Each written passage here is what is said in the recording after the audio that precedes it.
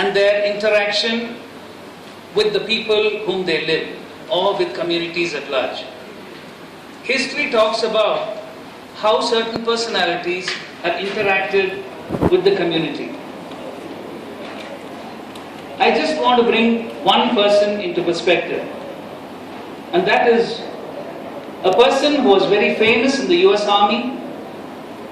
He has witnessed and participated in 2 major wars.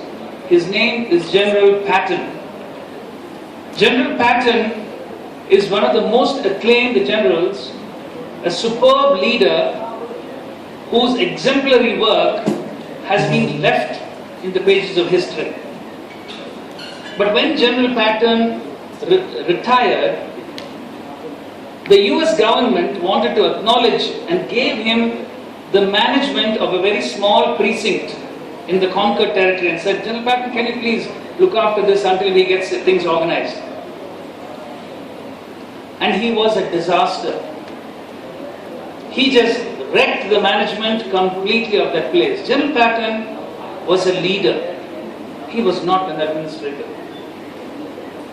Sometimes we tend to equate leaders and administrators. A leader can also be an administrator, but an administrator is not necessarily a leader. An administrator is somebody who enables his team to do what is necessary. But a leader inspires his team to step out of the boundary, to define new boundaries, to think beyond what somebody has already defined. That is what we need of you. Because we don't want you to just run departments which are actually defined by organizations who really don't know what emergency medicine is. You need to be thinking outside the box. You need to be somebody who's capable of leading people. Now, leaders are supposed to lead. Whom do they lead? They lead followers. Now, why do followers follow a leader? It is because followers want to be led from the place where they are to the place where they want to be. They want to change. That is why they want to follow somebody to go on a journey along with them and move to a place where they wish to be. So therefore, what are the qualities of a leader? But why I am speaking to you is I believe those of you here are the creme la creme. You are the people who are going to be the movers and shakers of tomorrow's emergency medicine. All the others have left. They came for the academics. You're here for more than that. So the qualities of a leader, first of all, is the emotional maturity that you require to understand your team.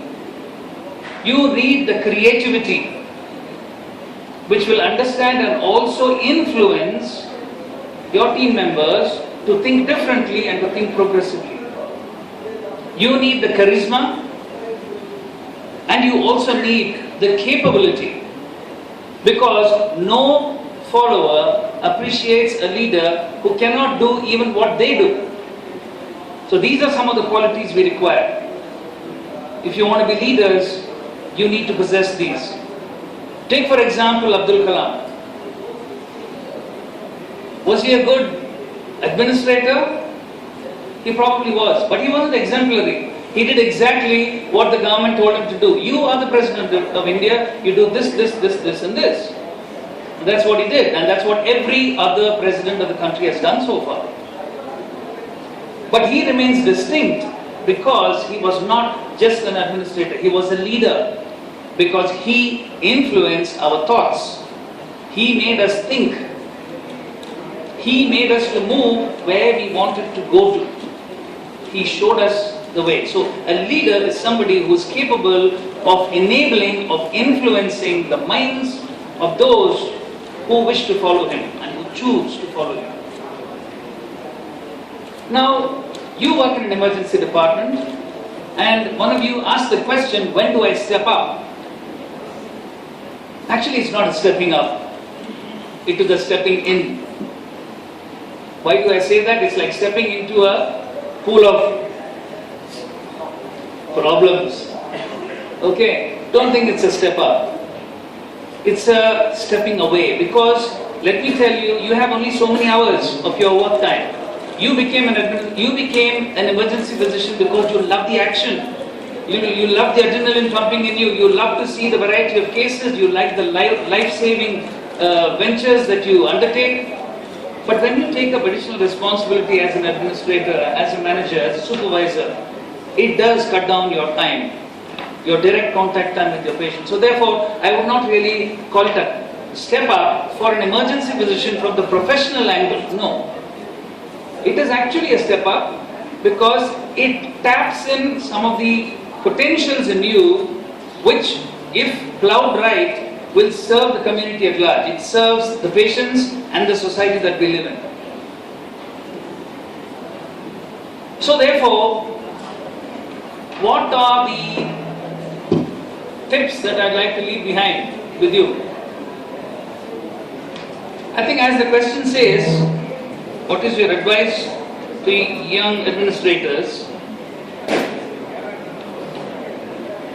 What I wish to say is you need to remember a few things. One, first and foremost, is to make sure that you are a person on the ground, on the floor. You should be available for your team members, and your accessibility is most important. You cannot be isolated, you cannot be incarcerated in an office. You need to be available for your team as and when they require. And why does the team require you? The team requires you for a couple of things. First and foremost, they want to make sure that their aspirations are met with by you, because they want to go on this journey. They want you to take them from where they are to where they want to be. So you need to understand what they want. What are their professional aspirations? What is their job satisfaction? What is it that they wish to do? That we need to understand if we are going to be proper leaders of our team.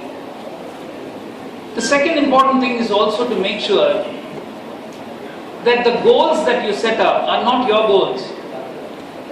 If you compare, say, the government institutions and compare it with the private institutions, why is it the private institutions are moving way ahead compared to the government?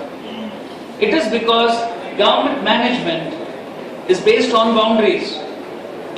These are your objectives when you are there as the manager of your department. Make sure that everybody does this, and you have this punishment and reward system. If they don't do it, you punish them. If they do well, you reward them. Whereas in many of the private institutions, leadership takes them beyond what they are. So every time there's a change in leadership, there is an improvement. And every time there is a difference in the team members who come together, there is a difference. And the reason for that is you need to make sure that you follow what's called as the 3Ds. The 3Ds in management of your team. You are there as the senior, as a faculty, and you have your doctors with you and your nurses with you. Sit down and discuss. That's the first D. Discuss with them. What are the aspirations of the department? What is it that our department should be? Where should we be heading together? So if you discuss, you will realize that you bring out more than what you thought you can do. Then it becomes a collective responsibility. Once you put these ideas together, then you define your objectives. This is where we want to be in this period of time. And only then you deliver. So you discuss, you define, and then you deliver. And if you do that, you find that your team members take it upon themselves as a shared responsibility to achieve these goals, into which they will inbuilt, and they have inbuilt within them the way that they can get their professional goals as well as achieve all that they wish for personal growth. So therefore, ladies and gentlemen, we heard this morning, I know I'm very sarcastic about it, we heard about the fact that we are producing so many number of trainees. Yes, we are producing trainees. But are we producing what what are leaders supposed to produce? Please answer me, what are leaders supposed to produce? Leaders. Exactly. Leaders. Leaders are supposed to produce leaders. But what we have become is we have become production managers. We have become production managers for producing trainees to export them to what I call the ant colonies of the Middle East. Okay? The Middle East requires 300 ants to take care of their colony. So we produce them and we send them. We are not producing leaders. We are production managers. So therefore let us become leaders, because leaders are the agents of change. We need to bring about a change, and that's the reason I say do not become administrators, but become leaders. Thank you.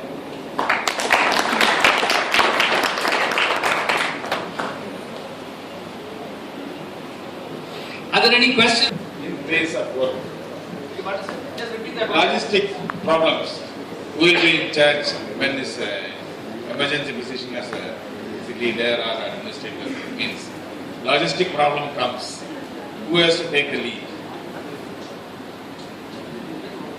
Logistic problems other than the management of this. Who has to take the lead? Well, anybody can ask. I think if his question is, if there's a logistic problem, who is going to handle it? Am I right? Yes. So I think if you're looking at a logistic problem in a sense, it's a broad term. It could be an interaction problem between the specialist and the ED, they're complaining about ED physicians, or it could be the flow, that patients are being stuck, there's no beds, so they're holding in the ER. Is that what you're talking about? I think that's where a leader comes in. One of the big roles as an ED director or the chair of the department, HOD, will be working on that. And the leader really has a great relationship with all the specialists, other HODs. So when there's a problem comes, it's discussed at the HOD level, and it doesn't show up in the ED as a screaming and like a drama in the ED in front of the patients, screaming at the residents. So I think if you put your boundaries and expectations from consultants, specialists, the ED director can take care of it. It all falls on it, with the flow, complaints. It's one of the leadership roles which they do routinely. So usually it works very well. And plus we represent ourselves in all the meetings, so we meet them on a separate basis. So any problem comes, they're going to be talking to us already, so before it even escalates. So as long as you reach out back to them, if somebody calls me and says this is what happened, I'm not going to defend, or I'm not going to say yes you are right. I'll say I'll get back to you. Let me look into the case, let me talk to the doctor involved and get back to you. So he's happy that that is done, and then I do get back to him after what has happened. Then you will understand why it happened. If there's a problem, it's a quality issue, it's educational. We always discuss the cases in the department meeting too. Why it went wrong, what could have been done better. There's opportunity for improvement. That's the whole idea of QA. And the ED director does that too. Does that answer your question? Yes.